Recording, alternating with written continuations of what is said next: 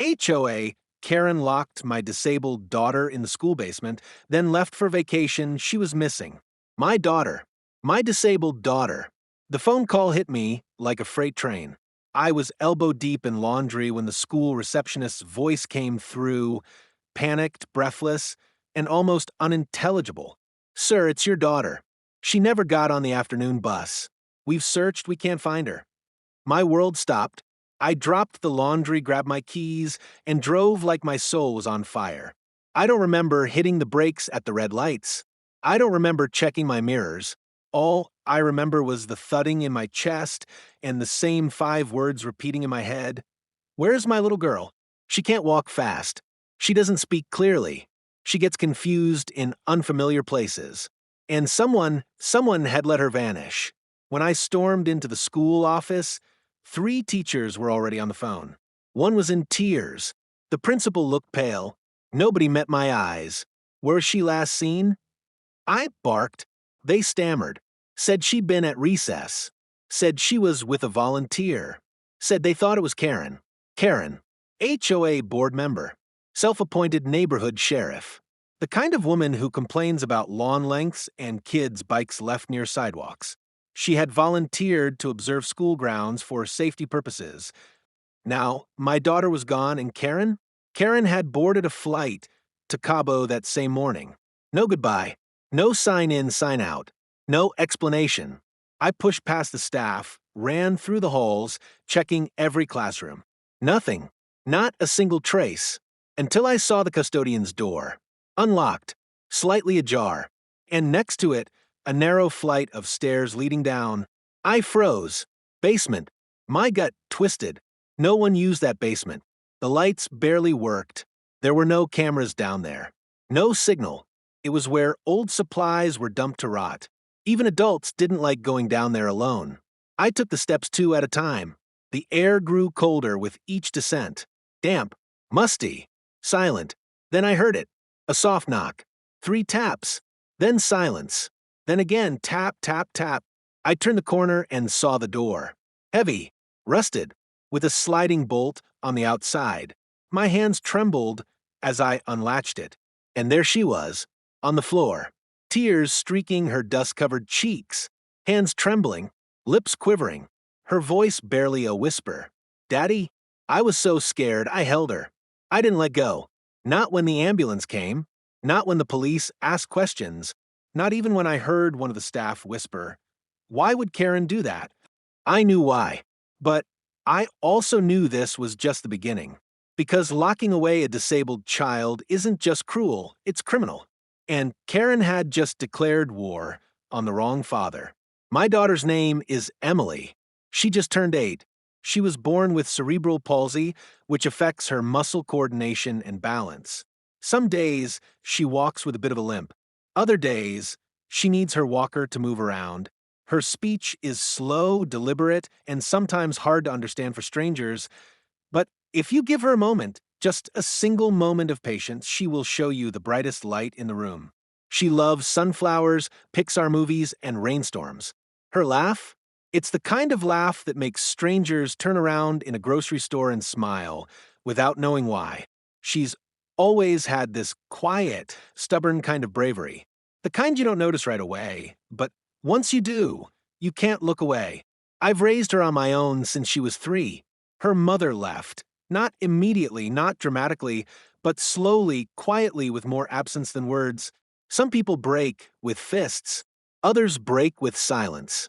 Either way, the result is the same. You're left picking up the pieces while pretending you aren't bleeding. I never resented being a single father. I embraced it. Emily gave me purpose, clarity. Every therapy appointment, every midnight cry, every morning struggle with a walker, it was all worth it because she was mine, my little fighter. We moved into Oak Hill Estates 2 years ago, thinking it would be a fresh start. The community was gated, quiet, clean. Families strolled with dogs in the evening. Kids played basketball in the cul-de-sac.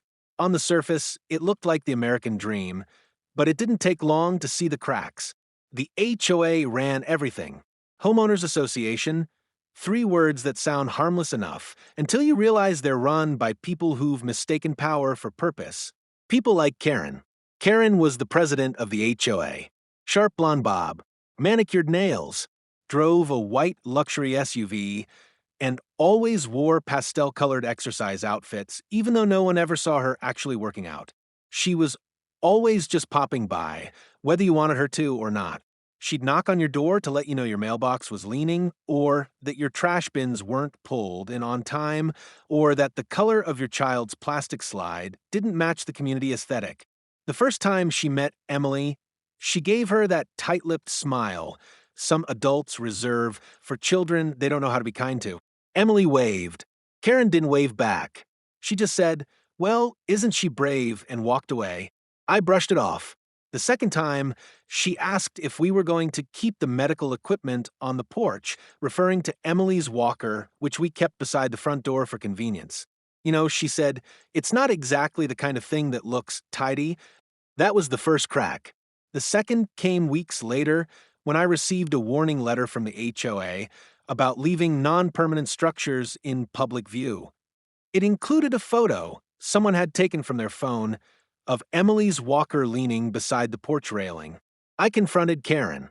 She smiled, told me she was just enforcing the rules and that everyone has to be held to the same standard regardless of circumstance. That's when I started paying attention. It wasn't just me. Other families had stories. Karen harassed the couple across the street about their Halloween decorations being too aggressive. She fined a single mother for hanging a wind chime that caused sound disturbances. She even reported a teenage boy for unlicensed vehicle use. He was riding his skateboard. But Emily became her favorite target. When the school year began, Karen began volunteering as a community safety monitor, which basically meant she hovered around the elementary school a few hours each week, flashing her HOA badge like it meant something in a schoolyard. At first, I tried to see the good. Maybe she just wanted to help. Maybe she was trying to change. Maybe she was lonely. God knows this neighborhood was full of perfect lawns and empty hearts. But Emily told me things. Little things. How Karen made her pick up wrappers in the playground even though they weren't hers. How Karen would say, "Use your words," even when Emily struggled to get her sentences out. How Karen once told her she was too big to be crawling around like a baby when her walker slipped and she had to crawl to the wall for support. I went to the school. The principal assured me Karen was just trying to help and that no complaints had been filed. I asked them to keep her away from my daughter. They nodded politely, then did nothing. So I taught Emily what every parent of a disabled child eventually must teach: how to be brave when you're alone, how to recognize unkindness even when it's dressed in smiles, how to say, "I need help" loudly enough that anyone might hear. Still, Emily loved school. It was her sanctuary. Her teacher, Ms. Halpern, was a godsend, kind, gentle, the kind of educator who sees potential before limitation. Emily had friends. She joined the art club. She even got picked to help with the spring garden planting. Things seemed okay again. Until the week before the incident. Emily came home and said Karen had started helping with lunch duties. She said Karen told her to eat faster or she'd miss cleanup. Then she told her to carry trays that were too heavy. Emily dropped one and started crying. Karen reportedly said, "Tears won't clean the floor." I wanted to storm into that school right then and there, but Emily begged me not to. "It'll just make her meaner," she said, and I hated how true that felt. The final straw came the morning Karen left for her trip. Emily's class had an early start, and I dropped her off at the side entrance because her walker was more manageable there. I remember seeing Karen's SUV in the lot. She wasn't due to help that day, but there she was, standing by the playground, sipping her smoothie, sunglasses on, watching. I felt that same twist in my gut I always did when Karen was near, but I shook it off, kissed Emily's forehead, told her I loved her and I'd see her after school. I had no idea that would be the last time I saw her, for almost 9 hours. No idea that while I went about my day answering emails, folding laundry, fixing dinner, my daughter would be locked in a cold, abandoned basement alone, and that the woman who put her there was already on a plane, sipping champagne over the Gulf of Mexico. It started small. It always does. A note taped to my front door. Handwritten. No envelope. Please ensure your accessibility ramp complies with community standards. Visual clutter affects neighborhood harmony. No signature. But I didn't need one. The ramp wasn't fancy. It was a simple wooden structure I'd spent an entire weekend building myself. I stained it, sanded it smooth, anchored it into the front steps so Emily could get in and out without me lifting her every time. Apparently, that ramp, my daughter's independence, was visual clutter. I ignored the first note. Thought maybe Karen was just having a bad day. Maybe she was bored. But a few days later, a formal warning came from the HOA. It included a demand for architectural review and a $150 noncompliance fee. I didn't even know such a thing existed. I called the HOA office. Karen answered. She didn't say hello. She said, "You received your citation, I assume?" I tried to stay calm, asked what exactly was non-compliant about the ramp. She paused, then said, "It doesn't match the aesthetic tone of the community. We suggest brushed steel or white-painted aluminum." I nearly laughed. You want me to rip down a safe, working ramp so I can replace it with something 3 times more expensive because of aesthetics? Her voice sharpened. "Sir, if everyone made exceptions for personal circumstances, there would be chaos. This is a community, not a charity." I hung up. The next day, I found Emily's walker knocked over on the lawn. Bent. One of the handles cracked.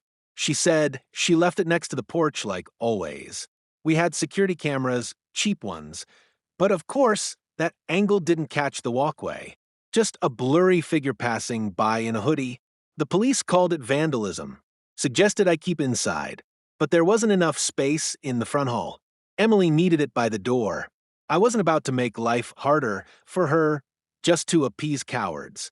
Then came the parking citations, 2 in 1 week, both for blocking the sidewalk, even though my car was well within the lines. I later learned from a neighbor that Karen had walked through the street taking photos of cars, sending them to the HOA group chat. Then she posted in the community Facebook group, "Let's all be mindful. Some neighbors seem to think the rules don't apply when their situations are special. Rules are rules." No names, but everyone knew. It wasn't long before Emily noticed, too. She started asking questions. Why is the lady always staring at us? Why does she frown when I get in the car? Did I do something wrong? I tried to shield her. I told her Karen was just a grumpy neighbor who forgot how to smile. I made jokes. I bought her sunflower stickers to decorate her walker. We built a birdhouse together and painted it yellow and blue, her favorite colors. I nailed it to the edge of the ramp like a tiny lighthouse, hoping it would make her smile when she left for school. It worked for a while. Then came the days when she didn't want to go to school. Not because of lessons, not because of kids, but because of her. Karen had started showing up more often, not just at school drop-offs, but during recess, lunch, even inside the building on certain days. She wasn't on staff, but she carried herself like she was. She flashed her HOA badge like it meant anything outside the cul-de-sac. Emily told me Karen would hover during lunch and whisper things like, "You need to clean up after yourself," even when Emily hadn't made a mess.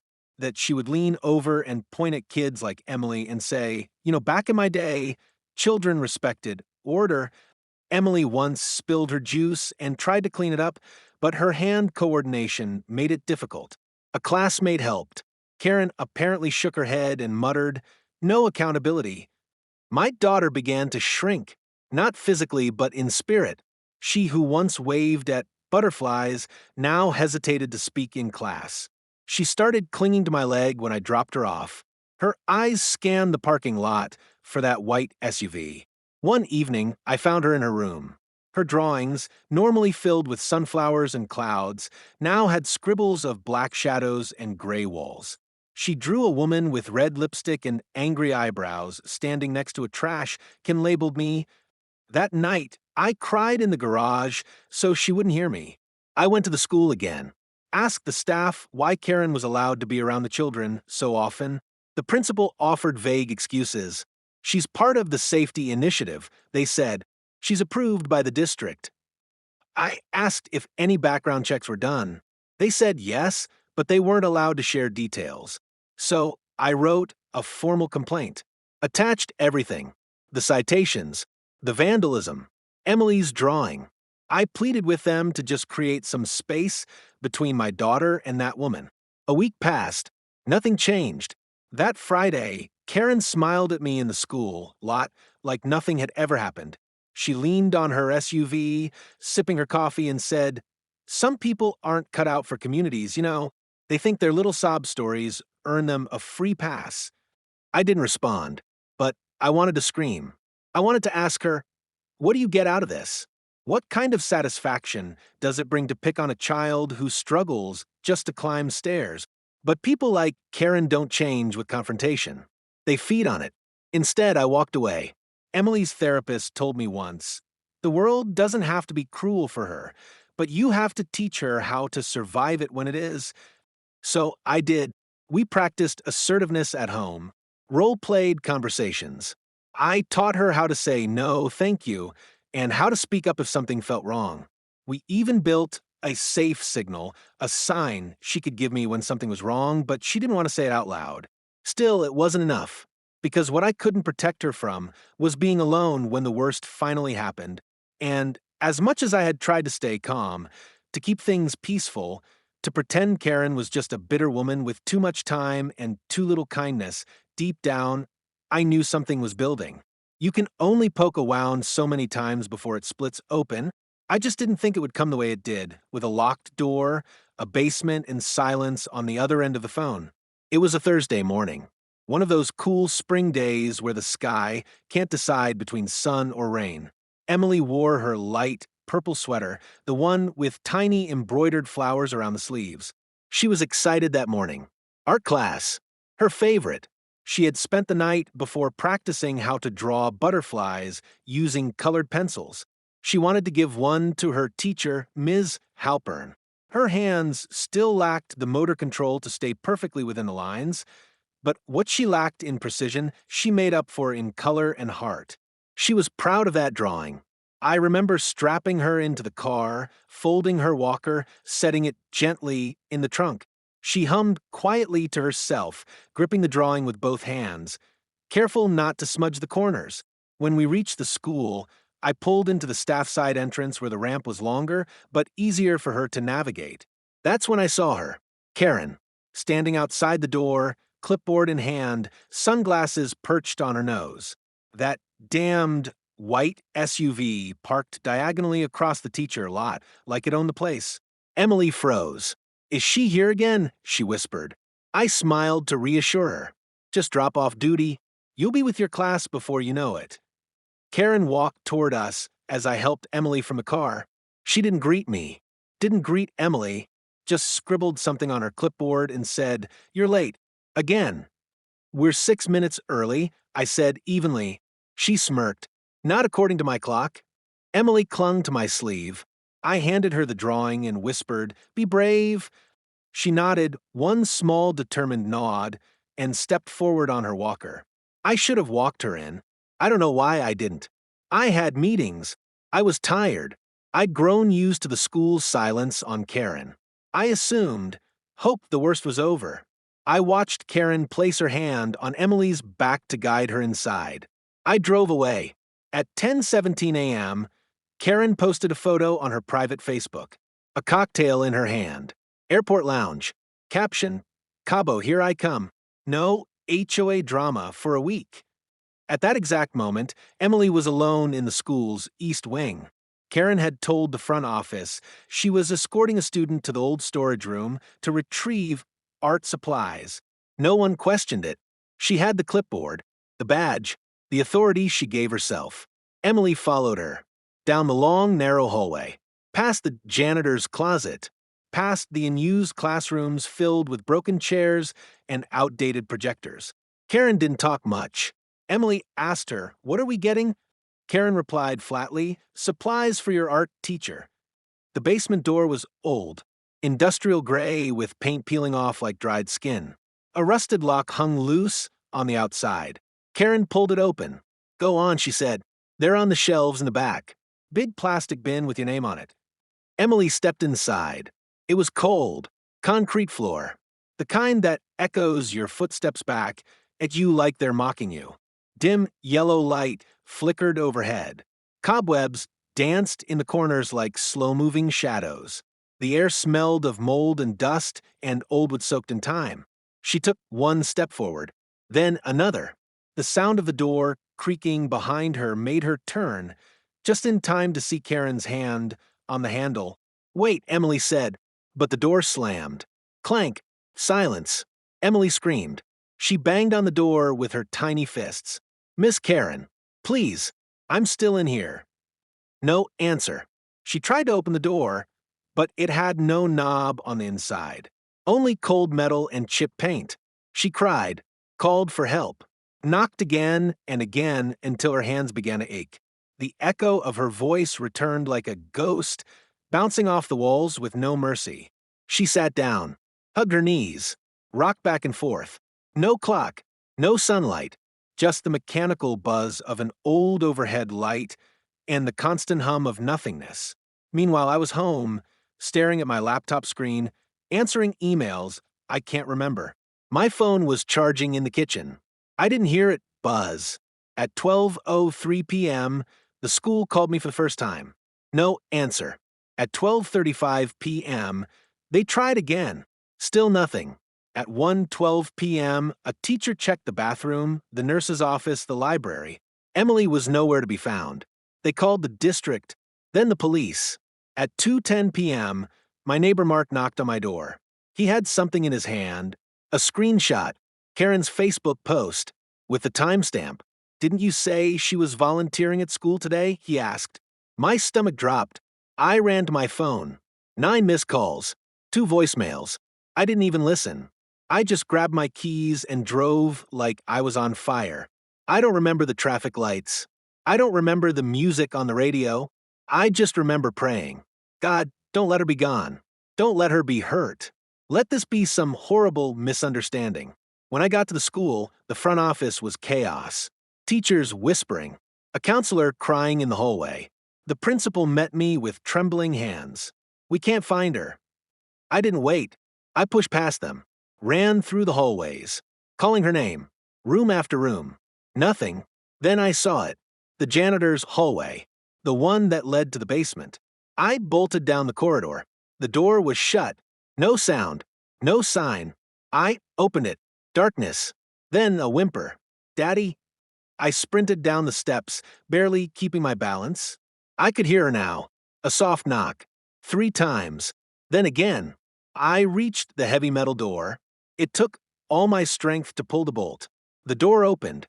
She was curled on the floor, her knees hugged to her chest, face wet with tears and dust. Her drawing of the butterfly was crushed in her lap. I dropped to my knees and wrapped my arms around her. "I'm here. I've got you. I'm here." She shook in my arms. "She said there were crayons," she whispered. That night at the hospital, doctors treated her for dehydration and mild hypothermia. She hadn't eaten. Her fingers were scraped raw, her throat hoarse from crying. And Karen?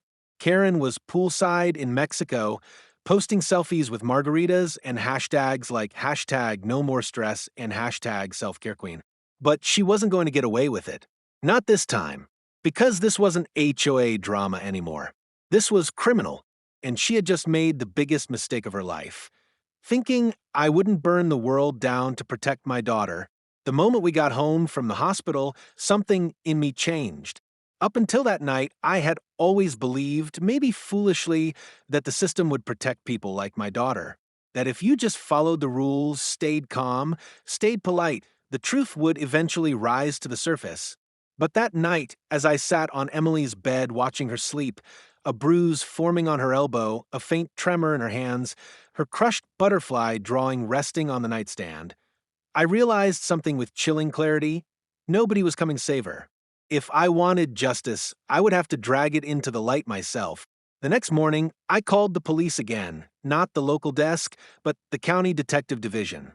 I filed a formal complaint of child endangerment. I laid everything out. The lock-in Karen's position as an unauthorized volunteer, the fact that she had flown out of the country, just hours after Emily was trapped. The detective I spoke to, a woman named Torres, listened quietly. She asked careful questions, took notes, requested copies of the medical report from the hospital. You're telling me this woman led your daughter into an abandoned part of the school and then locked her in? Yes, I said. And then she boarded a flight to Mexico. There was silence on the other end of a line. I'll be in touch, she said. Within 48 hours, Karen was flagged at the airport returning from her vacation. She was stopped by customs, questioned by two officers, and, according to the school gossip chain, looked completely blindsided. She played innocent, said she had no idea there was an issue, that she barely even interacted with the girl. But her story was already starting to unravel. Because I had been busy, I went through Emily's school notebooks and found notes from her teacher, dated weeks earlier, praising her behavior during extra lunch cleanup. I found one note that said, "Thank Emily for helping Karen with the art bins." Bins that, according to the school inventory sheet, were never located in the basement. They were stored in a classroom closet the entire time. I printed everything. Photos of the ramp citations. Screenshots of Karen's Facebook post from the airport. The Facebook post where she mocked entitled parents for raising snowflakes. The HOA emails. The security footage we recovered from a hallway camera showing Karen and Emily walking toward the East Wing, but only Karen walking back alone minutes later. I compiled it all into a thick folder and hand-delivered it to the detective's office. At the same time, I filed a report with the school board. This time, I didn't go through polite emails or front desk gatekeepers. I went public. I wrote a detailed post on the community Facebook page. No dramatic language, no slander, just facts. My disabled daughter was led into an abandoned school basement by a volunteer who was neither trained nor authorized by the school. She was left there, alone, for hours. That person, Karen, our HOA president, then boarded a flight to Cabo within the hour. She knew what she was doing. My daughter is 8 years old. She still has nightmares. The post went viral. Within hours, neighbors who had once been silent started speaking up. A retired teacher commented that Karen had interfered with school operations before. Another parent shared that Karen once berated their autistic son for playing with baby toys during recess. One family admitted they moved out of Oak Hill Estates because of constant harassment and intimidation from the HOA board. The local news picked it up next. Then a regional parenting blog. A fire had started, and Karen couldn't control it. She tried. She posted a statement filled with faux concern and deflection. It breaks my heart to hear that a child was hurt. I have always volunteered my time to protect the children of our community. I categorically deny any wrongdoing. But the public wasn't buying it anymore. Not after the police confirmed she had not been registered as an official school volunteer. Not after the video footage showed her walking Emily into a wing she had no business being in. Not after the principal, finally, admitted that Karen had overstepped boundaries and that a review of all external volunteer policies was now underway. And not after the school nurse confirmed that Karen had previously tried to override medical care instructions for Emily, insisting that discipline builds resilience. The more Karen squirmed, the deeper she sank. Detective Torres called me again. This time, her voice was more confident. "We're submitting the case to the DA," she said. "We believe there's enough evidence to move forward with charges: child endangerment, unlawful confinement, and obstruction." A chill ran down my spine. Justice. Actual justice. But we weren't done yet. Because this wasn't just about Karen. It was about a system that let her roam freely through a school because she had a clipboard and a confident smile. A school that ignored my warnings. An HOA that empowered her. I filed a civil claim against both the HOA and the school district. Our attorney, a bulldog of a woman named Dana Wilcox, didn't hold back. She created an environment of fear for a vulnerable child, Dana said during a community board meeting. And she weaponized her position as HOA president to insert herself into school systems without training, oversight, or accountability. The HOA board tried to distance themselves. We weren't aware of Karen's activities within the school, they said, but we had emails, memos, agendas, her own signature on school coordination forms she had no right to submit. The lawsuit is still ongoing. These things take time. But Karen? Karen was removed from the HOA board in a unanimous emergency vote. The community she once ruled with pastel-colored cruelty? Now, they crossed the street to avoid her. And as for Emily, she's getting better. Slowly. The nightmares have faded. Not entirely, but she sleeps more soundly now. She's back in art class. Ms. Halpern saved her drawing, taped the crumpled butterfly back together, and framed it in the classroom. The class made new drawings to hang beside it, all bright yellow wings and soft purple skies. We still have bad days. Trauma doesn't vanish overnight. But every morning when Emily grips her walker and moves forward, she reminds me that bravery doesn't always shout. Sometimes it whispers through cracked voices and trembling steps and still keeps going. The problem with systems, HOAs, school boards, bureaucracies, is that they aren't built to protect people. They're built to protect themselves. After the media coverage exploded, after the hashtag started trending, and after Karen's name became a lightning rod in parent groups across the county, I expected the school to reach out, to apologize, to acknowledge what they had allowed. But they didn't. Not really. They issued a generic statement. The district regrets any distress experienced by the student and her family. We are committed to ensuring all volunteers and staff uphold the highest safety standards. No admission, no accountability, no apology. It infuriated me, because behind that clinical language was a child who had cried alone in the dark for hours. A little girl who still flinched when doors closed too loudly. A father who sat outside her room every night just in case she woke up screaming. So I stopped waiting for someone to do the right thing. I decided to force it. With our attorney Dana's help, I filed a formal Title II complaint under the Americans with Disabilities Act, ADA, alleging that the school had failed to protect Emily from discriminatory treatment and had neglected reasonable safeguards owed to her as a student with a disability.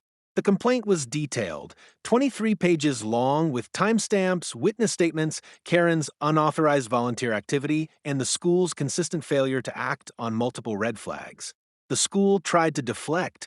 They offered to investigate internally. They promised better training for future volunteers. They even tried to schedule a meeting to discuss healing strategies. But I didn't want healing. Not yet. Not before truth. So I went to the school board meeting, not just to speak, but to put their cowardice on record. The room was packed. Local reporters were in the back. Community members had gathered, some holding signs that read, "Protect our kids, not your reputation." Others wore sunflowers pinned to their shirts, Emily's favorite. When my name was called, I stood up and walked to the podium. I wasn't nervous. I wasn't shaking. I was ready. My daughter, Emily, was locked in a basement for nearly 6 hours. In your school. On your watch. A hush fell over the room. She is 8 years old. She walks with a mobility device. She can't always speak clearly. And she was lured by someone you allowed to roam these halls freely, someone with no background check, no credentials, and no accountability. I held up the drawing, the crushed butterfly she had made the morning of the incident. She drew this for her teacher. She wanted to bring joy. Instead, she got silence. She screamed and no one came. She cried and no one heard her. She banged on walls while you held committee meetings. I looked the superintendent in the eye. This isn't about one rogue volunteer. It's about your culture of neglect, about how you enabled this, ignored our warnings, looked the other way because it was easier than challenging someone with a badge and a fake smile. The board chair shifted uncomfortably. One member cleared their throat. I'm not asking for your sympathy. I'm demanding your responsibility. For every child like mine. For every parent who trusted you. When I finished, the room broke into quiet applause. After the meeting, I was approached by a woman I hadn't seen in years, the mother of a boy who had once shared speech therapy with Emily. Her voice cracked as she spoke. They did the same thing to us, she whispered. Not the basement, but the same silence. Same excuses. It turned out Emily's case wasn't isolated. We uncovered stories of overlooked IEP violations, kids with ADHD denied fidget tools because they were distracting, nonverbal children whose communication boards were often misplaced. Karen's act had been extreme, but she had exposed a culture that had normalized minimization, gaslighting, and administrative apathy toward children with differences. Our Title II complaint turned into a class action inquiry. Dana contacted 2 more families who had quietly reached out. We began building a case not just against the HOA or Karen, but against the entire school district. And while that battle built in the courts, I turned my focus back to the HOA, the root of where all this began. Karen had been removed as president, but the remaining board members tried to bury the incident under a pile of memos and meeting minutes. They refused to acknowledge that their own rules had created the monster that targeted my daughter. So I ran for HOA president. I didn't want the job, but I knew the only way to stop another Karen was to remove the soil she grew in. We won by a landslide. During my first week, I passed 2 motions. All HOA decisions impacting accessibility or health accommodations would now require third-party ADA legal review.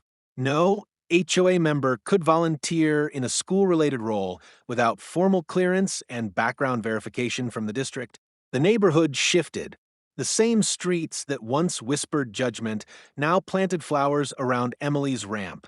The same neighbors who had kept their distance now waved when she rolled by in her walker. Change doesn't erase the pain, but it honors it.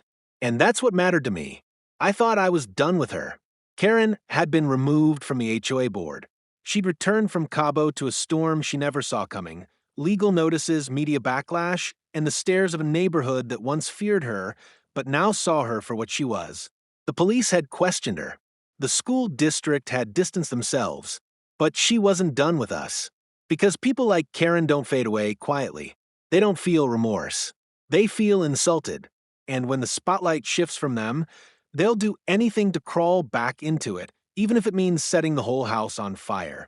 The breaking point came 2 months after the incident. I was returning from a late grocery run. Emily had finally started sleeping through the night again, and I'd promised her pancakes the next morning. I was carrying eggs and flour when I saw it. A letter taped to my door. No envelope. No stamp. Typed. It must be exhausting pretending to be a victim when all you've done is exploit your child for attention. Some of us still see the truth. Your daughter doesn't belong in a public school. She belongs in a facility, one where her kind won't slow the rest of us down. No name, but I knew that language, that tone, that venom disguised as order. I took a deep breath. I was so tired of the fight, the hearings, the reporters, the stares. I wanted peace. I wanted pancakes. But I couldn't ignore this. I walked into the house, locked the door behind me, and called Dana. Within 48 hours, we filed a harassment report. A judge issued a temporary restraining order against Karen, barring her from coming within 300 feet of my house or Emily's school. That's when she finally snapped. At the next public school board hearing, one she had no reason to attend, she showed up unannounced. Hair slicked back, face stiff with forced composure. She sat in the back row until my name was called. I stood, ready to give a short update about our ADA case. But before I could speak, she stood too. Point of order, she said loudly. The room fell silent. The board chair blinked. Ma'am, this isn't your case. She's manipulating all of you. Karen shouted, pointing directly at me. You're being played. His daughter isn't some helpless victim. She's a pawn. He's using her to sue everyone, make money, get sympathy. That's when Dana stood up and calmly handed the board chair a copy of the restraining order. Security approached Karen. She screamed the whole way out. They're ruining my life. I tried to help. I helped. That girl never belonged here. The room sat in stunned silence. The next day, every major news outlet in the city had the footage. Former HOA president melts down at school board hearing. Karen was arrested that night for violating the restraining order. Her mug shot, pale, angry, makeup smudged, was everywhere. And yet somehow, I didn't feel relief. Not entirely, because the damage was already done. The trauma wasn't just emotional, it was psychological. It lingered in small things. The way Emily would pause before opening a door, how she avoided basements, how she asked, "Is Miss Karen gone?" Whenever we pulled into a parking lot she didn't recognize. One afternoon, I found her in the backyard, staring up at the sky, her sunflower stickers peeling from her walker. I asked what she was thinking. She said, "Sometimes I wonder if butterflies ever get scared of flying, or if they just pretend they're not." I swallowed, a lump in my throat. Karen may have lost her position, her voice, her grip on this community, but she had taken something that would take years to fully heal. My daughter's sense of safety. That's the real horror of people like her. They don't just break rules, they break trust. And trust, once shattered, takes time, love, and relentless courage to rebuild. But Emily, she has all three. Healing doesn't come with headlines. There's no dramatic music, no courtroom climax, no perfect apology. Just the quiet work of rebuilding what was broken, one breath, one morning, one whispered, "I'm okay," at a time. For weeks after Karen's arrest, I expected to feel something more final. Satisfaction, maybe closure. But that isn't how trauma works, especially when it's your child who lived it. The nights were still restless. Emily still jolted awake from dreams she couldn't explain. She didn't talk about the basement, not directly. But the fear showed in how she hovered near the stairwell, how she asked me to keep the light on outside her door, how she flinched at the sound of keys turning in a lock. And yet, slowly she began to bloom again. Ms. Halpern, her teacher, visited us with sunflowers in hand and tears in her eyes. The school, under pressure from the district and the community, finally issued a public apology. A real one. The principal resigned. New safety protocols were introduced. Volunteers were now vetted through state background checks. Staff were retrained on disability sensitivity. Locked and used areas of the school were now monitored. But more importantly, Emily returned to class with quiet strength. Her classmates welcomed her like nothing had changed, and yet everything had. They didn't ask questions. They just walked beside her on the ramp. One boy, a shy kid named Marcus, asked if he could use a walk or two just so we match. I couldn't stop the tears that day, so I hid them behind my coffee cup in the parking lot. The neighborhood changed too. That old culture of fear, of silence, of not my problem began to crack. A neighbor I hadn't spoken to in months stopped by with a handmade sign. "Sunflowers grow through concrete."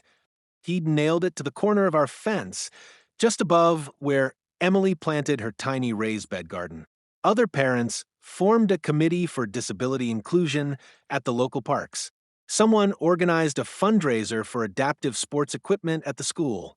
I was asked to speak at a city council session about accessibility reform, not as a lawyer or activist, just as a father. And the HOA, under new leadership, we passed measures that I never thought possible. Zero tolerance policy for harassment based on ability or health. Community support funds for accessibility upgrades. Volunteer mentorship programs led by certified educators, not power-hungry board members. Karen faded. No more social media rants. No more clipboard inspections. Her house went up for sale 6 months after her arrest. Some said she moved states. Others said she was seeking a fresh start. We didn't care. We had already started ours. And as for Emily, she didn't just survive. She grew. She planted marigolds and sunflowers in our backyard that summer. She named them after characters in her favorite cartoons. She joined the art club again, and this time, she painted a giant canvas with a bright yellow butterfly in the center, wings wide, skies behind it clear and endless. We hung it in the living room. It wasn't perfect. The edges were messy, the lines wobbled, and some of the sky bled into the grass. But it was hers, a symbol of what it means to be broken, afraid, unseen, and still choose to rise, still choose to fly. There are moments in life when the world splits into before and after. Before the basement, I was a father trying to keep peace, trying to give my daughter a quiet, safe life in a quiet, safe neighborhood. After the basement, I became something else, a fighter, not just for my daughter, but for every child like her. Every parent who's been silenced. Every neighbor who's been shamed into silence by people like Karen. People think HOAs are just about lawn rules, mailboxes, and paint colors. But as you've seen, they can become so much more, too much more, when power is left unchecked and cruelty hides behind policy. What happened to Emily wasn't just about one woman's arrogance or a school's negligence. It was about the systems that let it happen and the people who looked away. But it's also about the people who didn't. The neighbor who brought sunflowers, the teacher who framed a crushed butterfly, the stranger who messaged me saying, "I've been through this too. Thank you for speaking out." To you, watching this right now, maybe you're a parent. Maybe you're someone who has been pushed around by a Karen. Maybe you've sat in a meeting, silent, afraid to speak up, worried it would only make things worse. Let me tell you this: silence helps no one. Kindness costs nothing. And no one, not a child, not a neighbor, not you, deserves to be bullied by someone hiding behind bylaws. Emily still has hard days. So do I. But now we face them with our heads high. We plant flowers, we paint butterflies, and we remember that sometimes the quietest voices, the ones overlooked, underestimated, and ignored, are the ones that end up changing everything. So, if you've been through something similar, if you've lived under the shadow of a toxic HOA, a corrupt board, or a neighbor who thought their power made them untouchable, you're not alone. And this isn't the end. It's just the beginning. If you found this story powerful, if you believe these stories need to be told, then please, backhand index pointing right, subscribe to the HOA Stories. Loudspeaker share this video with someone who needs to hear it. Writing hand comment below. If you've experienced HOA abuse, your voice matters bell turn on notifications so you never miss the next story together. We're exposing the dark side of the suburbs, one story at a time. Because in this neighborhood, truth lives here. Welcome to the HOA Stories.